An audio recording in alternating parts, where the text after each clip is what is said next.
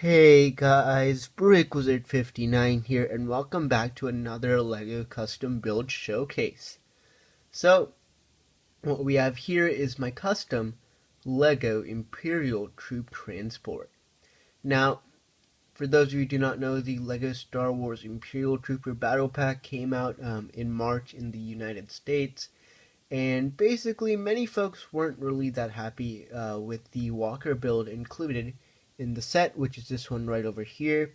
And so I thought, why not try and make a bit of an alternate build using the parts seen in the set and go from there. So I basically made this build right here. This is like a small troop transporter, can fit anywhere from 7, which is how many minifigures it has right now, to even 9. Um, so it's definitely a pretty interesting build, has quite a lot of space on the interior. And in today's video we're going to be just doing a bit of a quick review on this build, and then I will be having a video later this week with a tutorial. So if anyone isn't a big fan of the Walker, they can pretty much just use the parts in that set to build this. Now, this set, this build at least, is made using 99% of the parts in this build are from the 3 of these Imperial Trooper battle packs. And when I say 99%, because there's one piece I used in this build that is actually not from the set, but it's a bit more of it was an essential build, essential piece, especially to actually get the overall look completed. So I'll get into that when we get into the review. But anyways, without further ado, let's go ahead and take a look. Alright, so here we have a look at a build. Let's go ahead and just take a bit of a quick spin around so you can get a look at the entire build. Let's see right over here, which I just noticed I am missing a stud here. But this is a look at the back. Here we have the other side, and here is the front. So let's start off with the front. So basically, even though this set was made, did have a Walker build in it, I wanted to try something a bit different and have a bit more of a speeder type build. And this is what I've come up with. So in the front, which is again where the piece, one of the one piece that's not part of the set is used in, but basically in the front I have this kind of like curved portion, and I think that looks pretty good on the front. You have a couple of blasters in the bottom, a couple of the windows here, and the one piece that actually is not in this set is the hinge piece, which is right over here.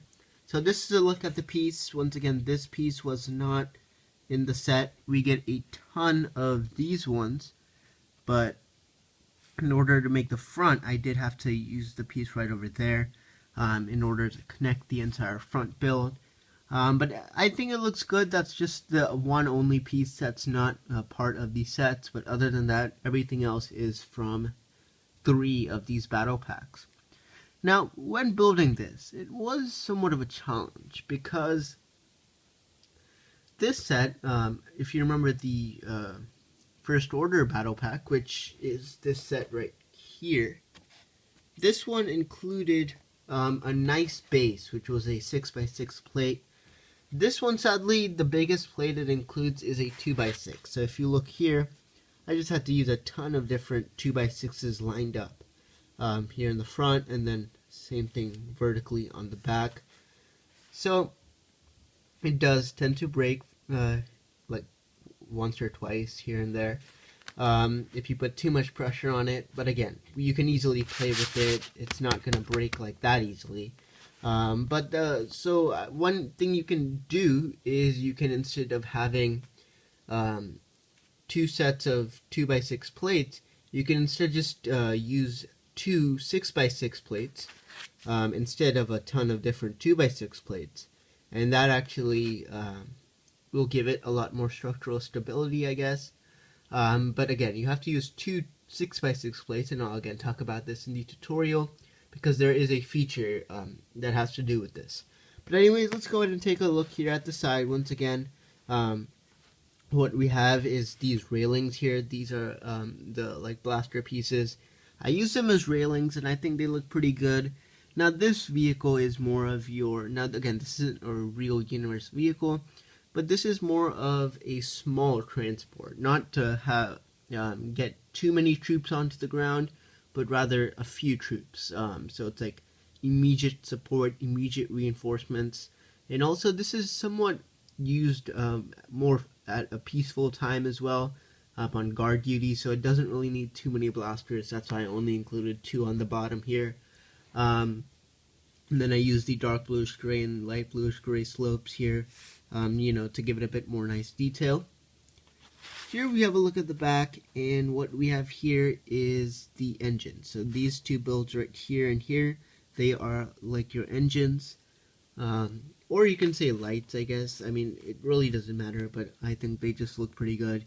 And then you have another sloped section on the back.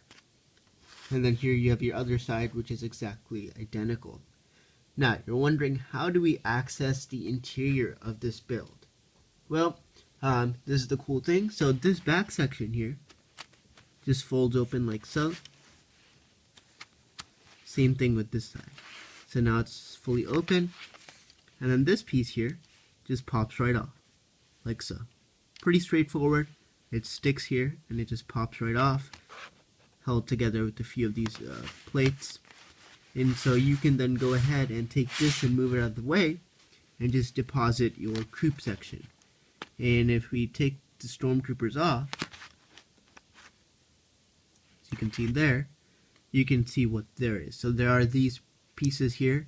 And they are actually supposed to be for the seats, to separate the seats for the troopers, and these pieces in the middle are where you can actually stick just regular Lego blasters in. So you just stick it in like here, not the stud shooters, but just the regular blasters. And again, that's pretty much it. Straightforward. 4 minifigures easily fit. If you can stand each of them up, you can fit 2 more here. So you can fit up to like, what, 6 minifigures in this section alone. So it's small, but at the same time, quite comfy. So move those out of the way, and you can again get a better look at this sector here. So same thing, you can just close this up, and it can go back to base, wherever it needs to. You can even like move it in one more. Kind of looks a little bit more sleek if you want. And even move these engines like so.